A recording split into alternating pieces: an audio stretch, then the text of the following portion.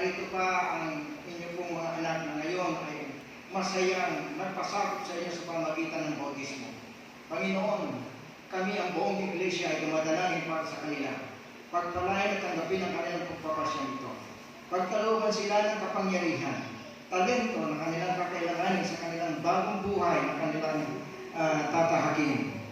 Tulungan, Panginoon, na ang patnubay, pagkabay, pagpapala ng aming pong Panginoong Diyos maranasan nila sa kanilang bagong pananampalataya nito at manatili sila na matatag, naglilingkod hanggang sa pagdating ng aming pong Panginoong Diyos. Pagkalooban niyo sila ng mabubuting mga kaibigan na magiging kaibigan nila samantalang sila, Panginoon, ay tuloy-tuloy na mag-aaral. At nawa hanggang sa pagdating ng aming pong Panginoong Diyos, dating po sila, Panginoon, sa matapat na paglilingkod kasama namin.